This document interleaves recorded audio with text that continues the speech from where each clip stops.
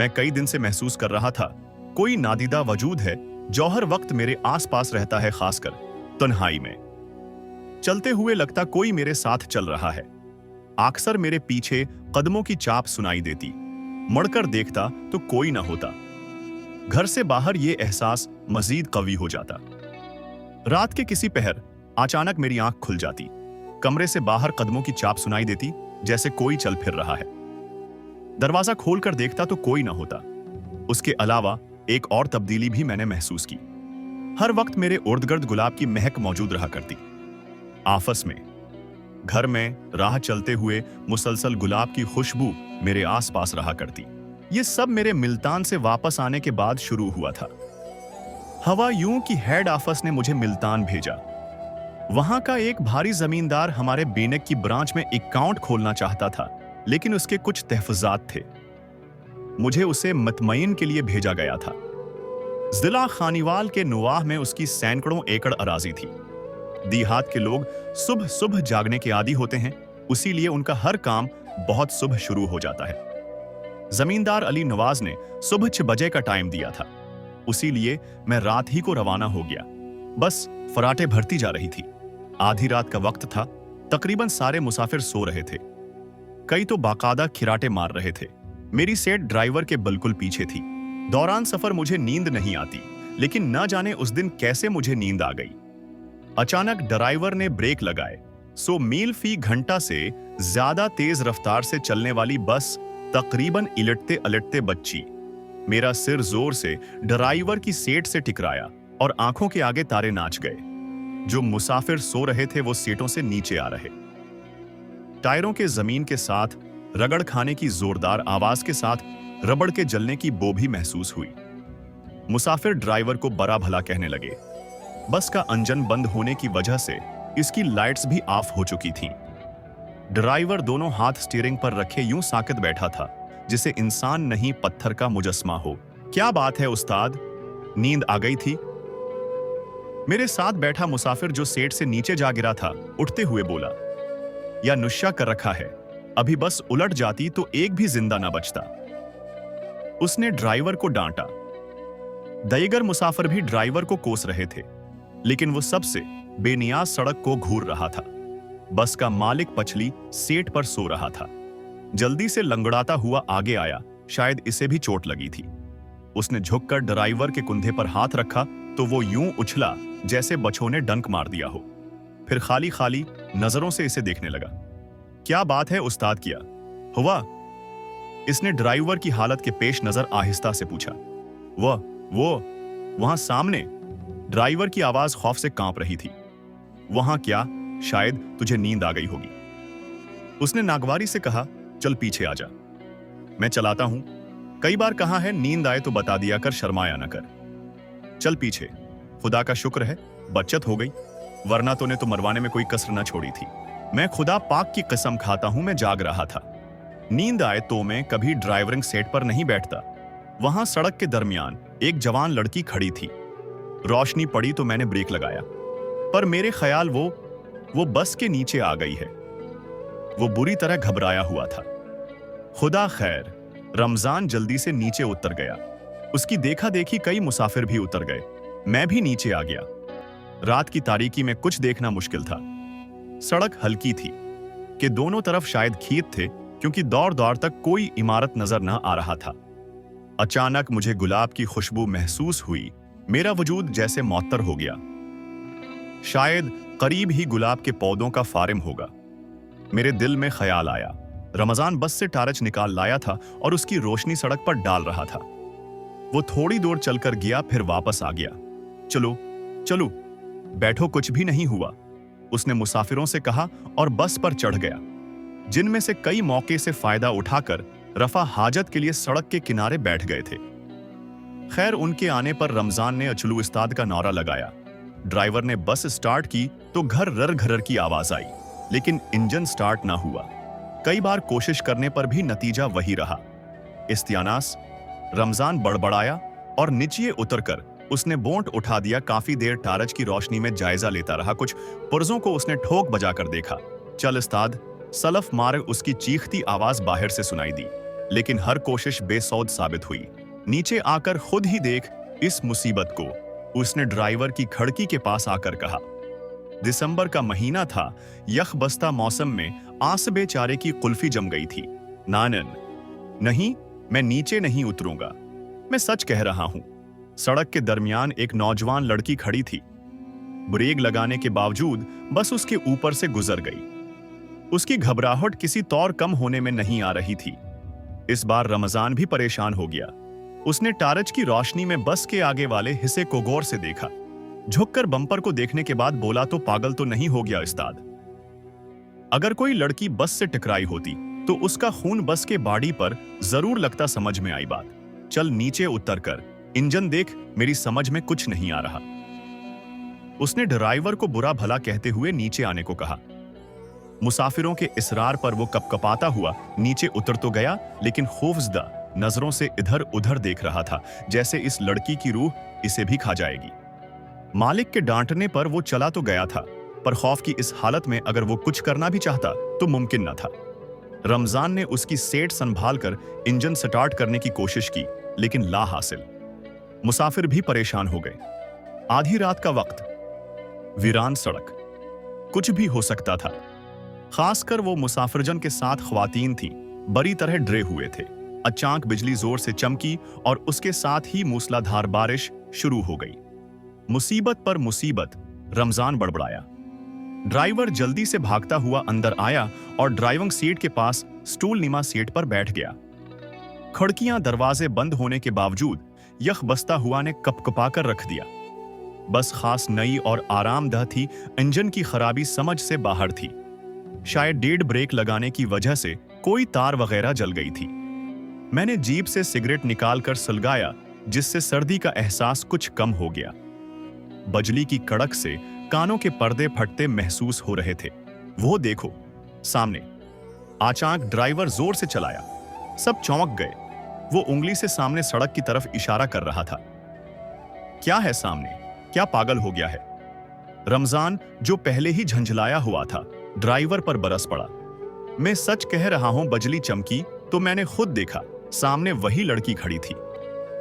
वो खौफजदा होकर सीट से उठकर पीछे आने लगा। ये नशा तो उन्हें करता? एक मुसाफिर ने नागवार लहजे में पूछा।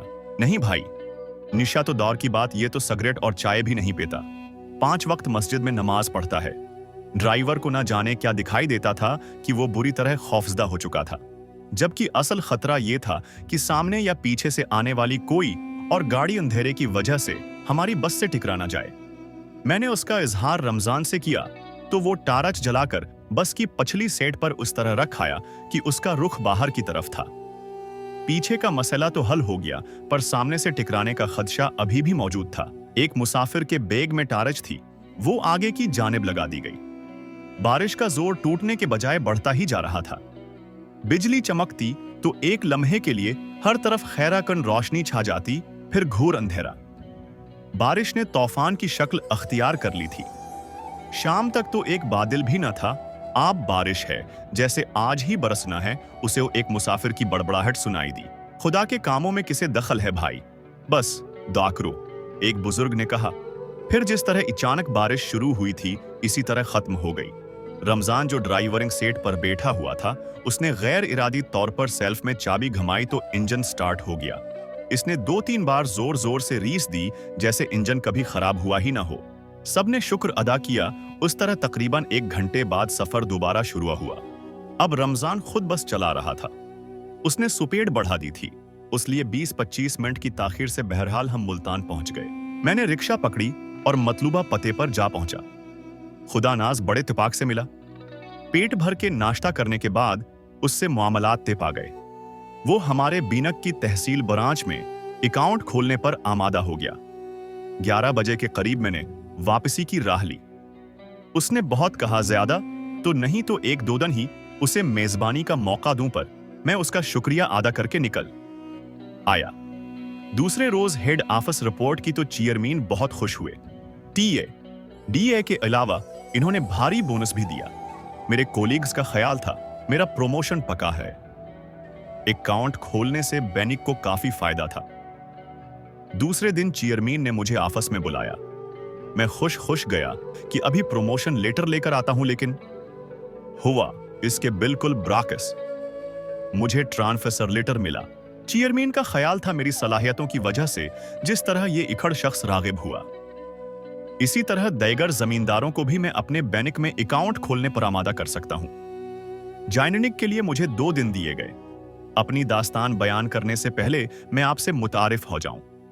मेरा नाम फारूक अहमद खान है। एक खुशहाल और खुशकिस्मत इंसान हूं। खूबसूरत और खूब सईरत बीवी साइमा, 2 प्यारे प्यारे बच्चे, 7 साला अहद और 5 साला मोमिना, अच्छी मुलाजमत, शफीक माँ, मोहब्बत करने वाली बहनें और भाई। मुझे वो सब कुछ मुयस्सर था जिसकी हर किसी को ख्वाहिश होती है। जब मैंने प्रमोशन और ट्रांसफर की खबर घर आकर सुनाई तो साइमा जहां मेरी प्रमोशन से खुश हुई, वहीं उस बात ने उसे अफसरदा कर दिया कि सबको छोड़कर जाना पड़ेगा। बड़े भाई ने कहा, इसमें परेशानी की क्या बात है?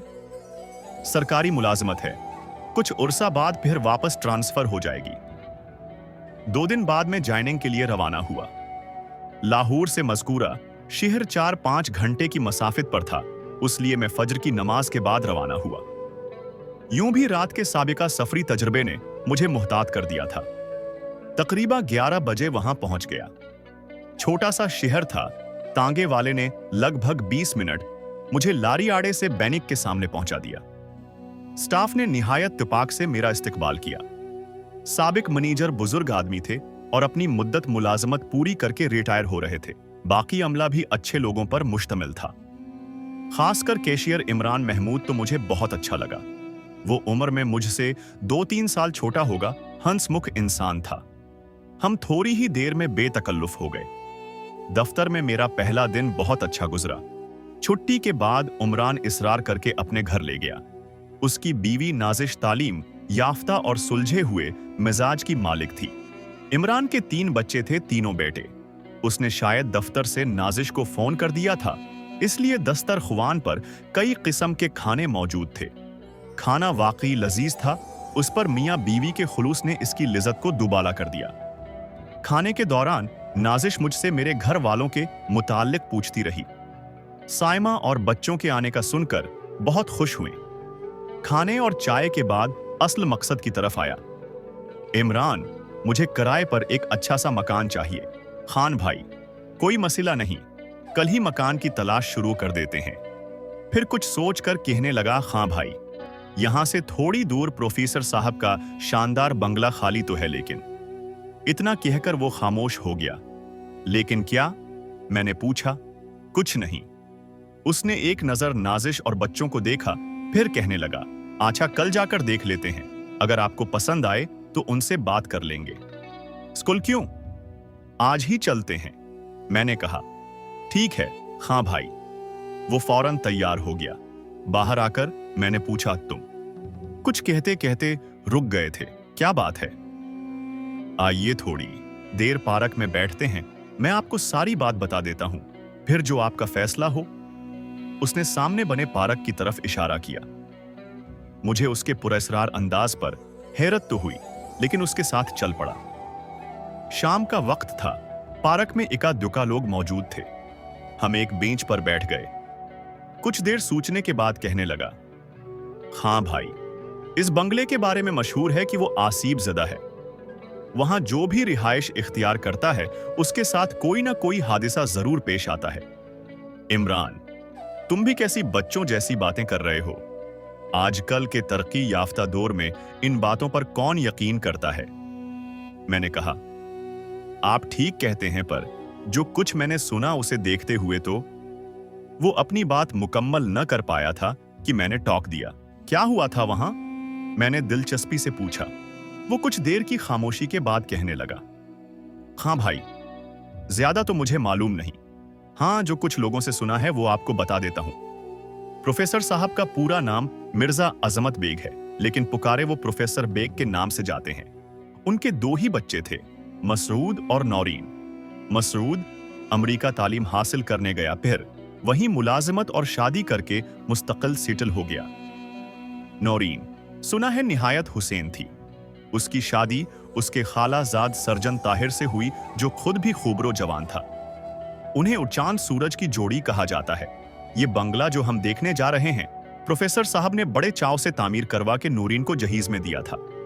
डॉक्टर ताहिर का ख्याल था कि इस बंगले में अपना छोटा सा अस्पताल बना लेंगे, लेकिन अफसोस जिंदगी ने उनको मेहनत न दी और दोनों मियां बीवी इस दुनिया से चले गए। क्या उनका एक्सीडेंट हुआ था? मेरे पूछने पर उसने नफी में सर हिलाया। नहीं खां भाई, मैं शुरू से सारा वाकया आपको सुनाता हूं। नूरीन और ताहिर शादी के चंद दिन बाद इसी बंगले में शिफ्ट हो गए। जरूरत की कोशिशें थी जो प्रोफेसर साहब ने अपनी इकलौती बेटी को न दी, लेकिन अफसोस उसे इस्तेमाल हो गई। करना उसकी किस्मत में न था।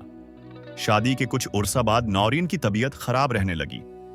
ताहिर एक काबिल डॉक्टर था, इसलिए पहले तो खुद इलाज करता रहा, लेकिन नौरीन की हालत दिन ब दिन बिगड़ती चली गई। बहुत इलाज करवाया गया, काबिल से काबिल डॉक्टर्स ने चेक किया, लेकिन उसका मरज किसी की समझ में न आसका। थोड़े उर्सा बाद नौरीन सूख कर कांटा हो गई। वो हर वक्त बिहकी बिहकी बातें करती, रातों को उठकर जोर जोर से चीखती। प्रोफेसर साहब के अजीज व अकारिब ने इनको मशूरा दिया, नूरीन को किसी आमिल या पीर फकीर को दिखाएं, लेकिन वो इन बातों को खुराफात समझते थे।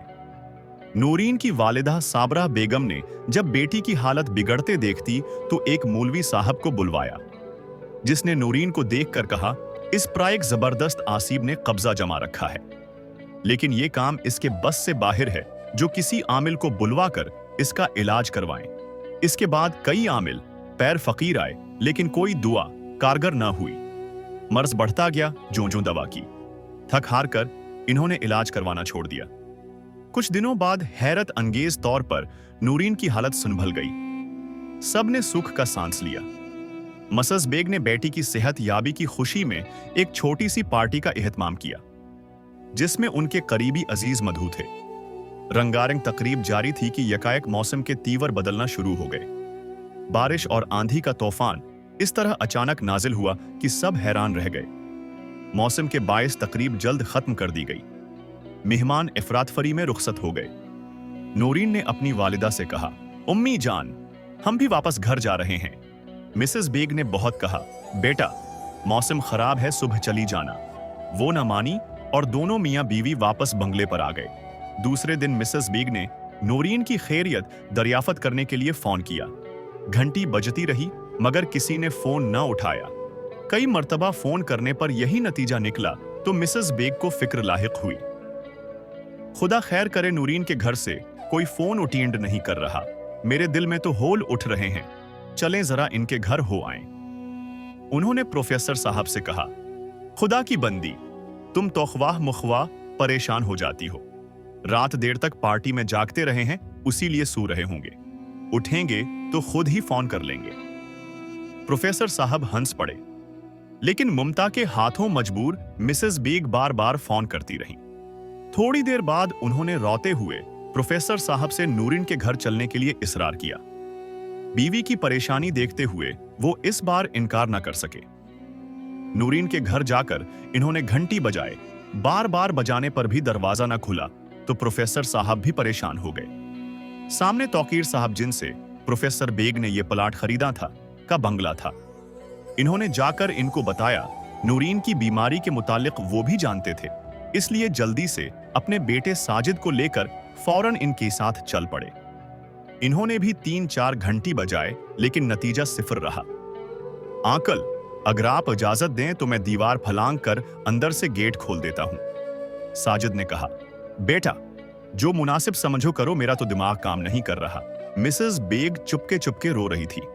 साजिद ने दीवार फलांग कर जल्दी से गेट खोल दिया। सब अंदर दाखिल हुए। सामने बरामदे की लाइट जल रही थी। प्रोफेसर साहब ने अंदर दाखिल होते ही आवाज दी, कोई जवाब न आया। वो जल्दी से नूरीन की ख्वाबगाह के दरवाजे पर पहुंचे। दरवाजा खटखटाया, जवाब न पाकर उसे खोलने की कोशिश की तो वो अंदर से बंद था। मिसेस बेग की सस्कियां तेज हो गईं। साजिद, दरवाजा तोड़ देते हैं। तौकीर साहब ने बेटे से कहा। फिर दोनों ने कुंधों की पेदर पे जरबों से दरवाजा तोड़ दिया। प्रोफेसर साहब और उनकी बेगम जल्दी से अंदर दाखिल हुए। तौकीर साहब और साजिद नामुहरम होने की वजह से बाहर ही रुक गए। अगले ही लम्हे मिसेस बेग की होलनाक चीख सुनाई दी, इसके बाद फौरन ही किसी के गिरने का धमाका हुआ। दोनों बाप बेटा जल्दी से अंदर दाखिल हुए। वहां का होलनाक मंजर देखकर इनकी आंखें फटी की फटी रह गईं। प्रोफेसर साहब खौफ और सदमे से गंग खड़े थे। दिल दहला देने वाला मंजर नजरों के सामने था। ख्वाबगाह की दीवारों पर जगह जगह खून के छींटे और गोश्त के नन्हे नन्हे लौथड़े चुपके हुए थे। बेड की चादर खून से भरी हुई थी और सामने ही दो इंसानी ढांचे पड़े थे। यूं लगता था किसी दुरंदे ने दोनों के जिस्मों का सारा गोश्त नोच कर खा लिया हो। चेहरे पर जगह जगह किसी जानवर के नोकीले पंजों के निशानात थे। आंखों से खून और मवाद बहकर चेहरे पर जम चुका था। नूरीन की लाश को, बल्कि ढांचा कहना ठीक होगा, ताहिर के ढांचे के बिल्कुल पास पड़ा था। इसकी आंखें और जबान बाहर निकली हुई थीं। जिस्म की बेशतर हड्डियां नजर आ रही थीं। सिर्फ दोनों के चेहरे सलामत थे, इसी वजह से इनकी शिनाख्त हो सकी। कोई भी ज्यादा देर तक इस मंजर को न देख सका, बल्कि तौकीर साहब को तो अबकाई आ गई। वो जल्दी से कमरे से बाहर भागे। मिसेस बीग कालीन पर बेहोश पड़ी थीं। साजिद ने प्रोफेसर साहब के साथ मिलकर मिसेस बीग को उठाया और उन्हें लेकर बाहर आ गए। बाद में पुलिस आई, बहुत तफ्तीश हुई, लेकिन इस भयानक वारदात के बारे में मालूम न हो सका कि ये सब कुछ किसने और क्यों किया। पुलिस रिपोर्ट के मुताबिक घर से कोई कीमती चीज गायब न थी। हत्ती कि नूरीन के वो ज़ेवरात भी ड्रेसिंग टेबल पर पड़े मिले जो वो गुज़श्ता रात पार्टी में पहने हुए थी। इसके अलावा नूरीन और ताहिर के जिस्मों की जो हालत थी, इससे तो यही जाहिर होता था जैसे ये किसी गैर इंसानी मखलूक का काम है। हाँ भाई, ये सब मुझे नूरीन के एक हमसाया लड़के माजिद ने बताया था। वो मेरे पास ट्यूशन पढ़ने के लिए आता था। पुलिस ने बहुत सर खपाया, कोई फायदा ना हुआ। इन लोगों की किसी से दुश्मनी न थी। आखिर थक हार कर पुलिस ने केस दाखिल दफ्तर कर दिया। इस सारे वाकये में अहम बात यह थी कि कमरा हर तरफ से बंद था। प्रोफेसर साहब के सामने ही साजिद और इसके अबू ने दरवाजा तोड़ा था। खिड़कियां अंदर से बंद थीं। यही वजह है कि लोगों ने कहा यह जिनात की कारस्तानी है। इमरान ने तफसील से बताया। तुम्हारा क्या ख्याल है, ये सब किसने किया होगा? खान भाई, इस वाकया से कुछ उर्सा कबल ये बात काफी मशहूर हुई थी कि एक डाकू पुलिस मुकाबले में जख्मी होकर किसी तरह छपता छिपाता डॉक्टर ताहिर के पास आया और इससे दरख्वास्त की कि इसके जिस्म से गोली निकाल दे। ताहिर ने ऑपरेशन करके इसके जिस्म से गोली तो निकाल दी, लेकिन इसे बेहोशी की हालत में पुलिस के हवाले कर दिया। हो सकता है ये सब कुछ उसी ने किया हो। तुम्हारा मतलब है डाकू इनको मारकर इनका गोश्त नोच कर खा गया? नहीं खां भाई, मैं ये तो नहीं कह रहा जो कुछ लोगों ने कहा, उस पर यकीन करने को दिल नहीं चाहता। तुमने खुद ही तो बताया है कि जब प्रोफेसर साहब ने नूरीन के बेडरूम का दरवाजा तोड़ा तो खिड़कियां बदस्तूर बंद थीं। फिर डाकू अपना बदला किस तरह ले सकता था? मैंने कहा, खान साहब, आजकल तो चोर डाकू भी जदीद साइंस से फवायद हासिल कर रहे हैं। हो सकता है उस डाकू ने भी कोई ईसा ही तरीका अपनाया हो। अब आपका क्या ख्याल है? इमरान ने मेरी तरफ देखा। वही जो पहले था, बंगला। अगर अच्छा और रहायश के काबिल है तो अभी चलकर प्रोफेसर साहब से बात कर लेते हैं। मैंने हंस कर कहा, ठीक है खां भाई, जैसे आपकी मर्जी। इसने कंधे उचकाए। हम प्रोफेसर साहब से मिले, बंगला देखा और किराए पर हासिल कर लिया। उन्होंने भी दब्बे दब्बे अल्फाज में वही बातें की जो इमरान मुझे पहले ही बता चुका था, पर मैंने जाहिल लोगों की खुराफात कहकर उन्हें मुतमईन कर दिया। बंगला वाकई बहुत खूबसूरत था, सिर्फ मुनासिब देख भाल ना होने की वजह से वीरान लग रहा था। सामने गिराज, एक साइड पर लान जो कभी वाकई खूबसूरत और हरभरा रहा होगा, अब उजड़ा पड़ा था। लान के बाद बुरामदा था, दाएं तरफ ड्राइंग रूम, दरमियान में टीवी लाउंज, इसके बाद 2 बेडरूम्स। लाउंज से ही सीढ़ियां ऊपर जा रही थीं। ऊपर वाली मंजिल का नक्शा भी उसी जैसा था। घर में मुकम्मल फर्नीचर मौजूद था, लेकिन हर चीज धूल में उटी पड़ी थी। दूसरी तरफ फिर एक बरामदा था, उसके बाद छोटा सा सहन, दाएं तरफ किचन था। एक हफ्ते बाद हम लोग इस बंगले में शिफ्ट हो चुके थे। मैंने साइमा को बंगले से मंसूब बातों के बारे में एक लफ्ज भी न बताया कि बिला वजह परेशान होगी, बल्कि सच पूछें तो मुझे खुद भी इस बात पर ज्यादा यकीनी न आया था। प्रोफेसर साहब ने इसकी सफाई हो गई है, सिथराई करवा दी थी लान से झाड़ झनकार खत्म होने के बाद, वो भी अच्छा लग रहा था। अभी 2 छटियां बाकी थीं, इसलिए दूसरे दिन सुबह नाश्ता करने के बाद हम सारे घर में घूम फिर कर इसका जायजा ले रहे थे। घूमते फिरते हम बेडरूम में आ गए। ये वही बेडरूम था जिसमें वो होलनाक वारदात हुई थी। अचानक मुझे अजीब सी बेचैनी ने घेर लिया। शायद इस वाकया का असर था जो इमरान ने मुझे सुनाया था। इन बातों का मेरे दिमाग ने कुछ ज्यादा ही असर ले लिया था।